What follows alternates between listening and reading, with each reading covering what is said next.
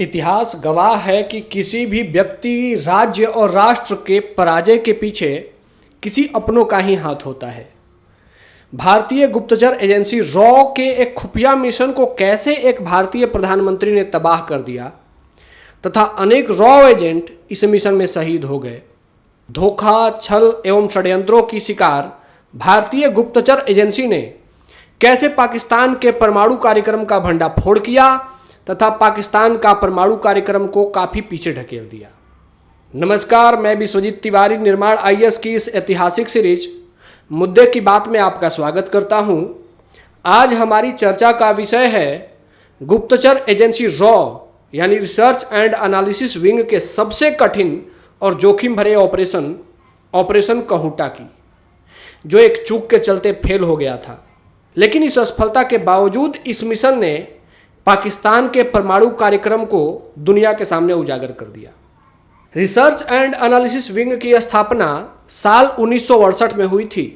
हालांकि देश के पास इंटेलिजेंस ब्यूरो यानी आईबी जैसी शानदार खुफिया एजेंसी पहले से ही मौजूद थी, लेकिन वर्ष 1962 में भारत चीन युद्ध और साल 1965 में भारत पाक युद्ध में आईबी को कुछ खास कामयाबी नहीं मिली।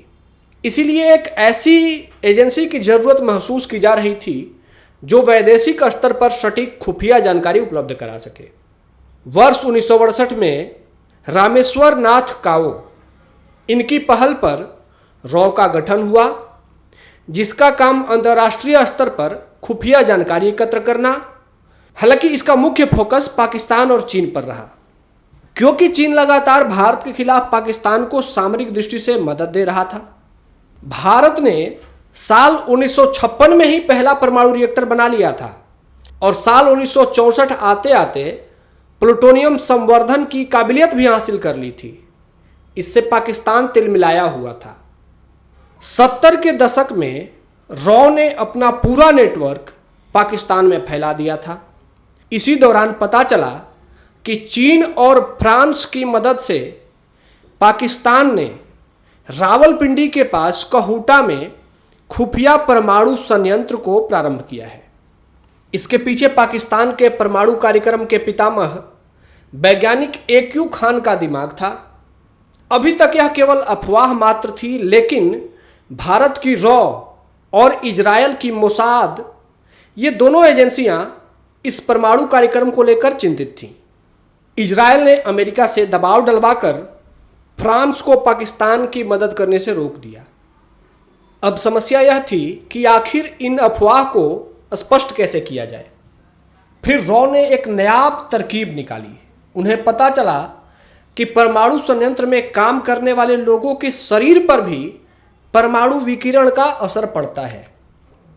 इसी क्रम में उन्होंने निगरानी करके एक नाई की दुकान से पाकिस्तानी वैज्ञानिकों के कटे हुए बालों को चुरा लिया। वैज्ञानिकों के चुराए गए बालों के सैंपल की जब जांच की गई तो उनमें परमाणु विकिरण की पुष्टि हो गई। अब यह स्पष्ट हो गया था कि पाकिस्तान परमाणु हथियार बनाने पर काम कर रहा है। फिर रॉ ने एक सख्त के माध्यम से पूरे परमाणु संयंत्र का ब्लूप्रिंट भी हासिल कर लिया, लेकिन वह शख्स इसके बदले में $10 लाख की मांग कर रहा था।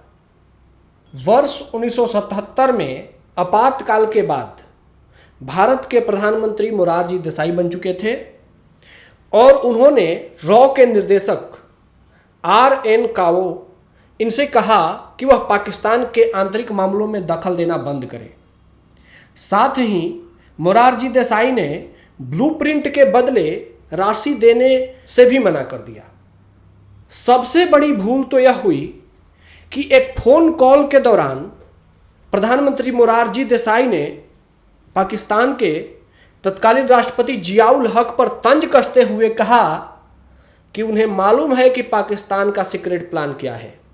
उनका इशारा परमाणु कार्यक्रम की ओर था और जियाउल हक जैसा तेज तर्रार फौजी ने देसाई के इशारे को तुरंत भांप लिया। अब पाकिस्तान की खुफिया एजेंसी ISI भी एक्टिव हो गई। उन्हें पता चला कि इजरायल उनके परमाणु ठिकानों पर हमला करने वाला है। इस बात की शिकायत पाकिस्तान ने अमेरिका से की और अमेरिका से मिन्नत की कि वो इजरायल को हमला करने से रोक ले। जैसे तैसे अमेरिका ने भी इजराइल को विश्वास में लिया और अमेरिका के कहने पर इजराइल ने हमला करने से मना कर दिया।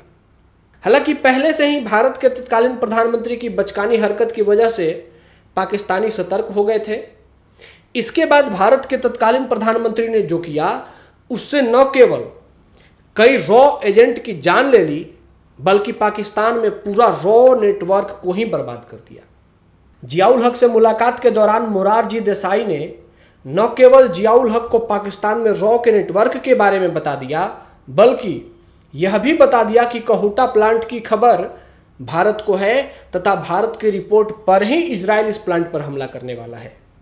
इसके बाद तो पाकिस्तान में हड़कंप मच गया। पाकिस्तान की तमाम खुफिया एजेंसियां भारतीय जासूसों को खोजने में लग गई। पाकिस्तान में रॉ के नेटवर्क में शामिल लोगों को चुन चुन कर मौत के घाट उतारा जाने लगा। मोरारजी देसाई के बड़बोलेपन और बचकानी हरकत की वजह से न केवल रॉ का पूरा नेटवर्क बर्बाद हो गया बल्कि देश के कई रणबांकुरों को भी अपने जान से हाथ धोना पड़ गया। ऑपरेशन कहोटा रॉ के कई शानदार ऑपरेशन में से एक माना जाता है, जिसके इनपुट का इस्तेमाल अगर ठीक तरह से हुआ होता तो शायद आज तक पाकिस्तान परमाणु बम नहीं बना पाता।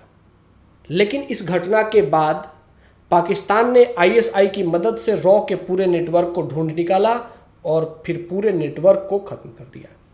इस मिशन के असफल होने के बाद रॉ के निदेशक रामेश्वर नाथ काओ ने अपने पद से इस्तीफा दे दिया। हालांकि जब साल 1981 में इंदिरा गांधी पुनः पीएम बनी तो इजराइल सीधे तौर पर कहोटा संयंत्र को बम से उड़ाना चाहता था, लेकिन तब तक लेट हो चुकी थी और सीआईए को इसकी भनक लग गई थी और इसके बाद यह मिशन कभी अंजाम तक नहीं पहुंच पाया। यद्यपि यह मिशन पूर्णतः सफल नहीं रहा, लेकिन इसके बावजूद सभी वैश्विक गुप्तचर एजेंसियों के बीच रॉ की धाक जरूर बढ़ गई तथा भारतीय एजेंसियों की गणना अब विश्व के महत्वपूर्ण एजेंसियों में होने लगी। निर्माण आईएएस की इस पहल से जुड़ने के लिए धन्यवाद। जय हिंद।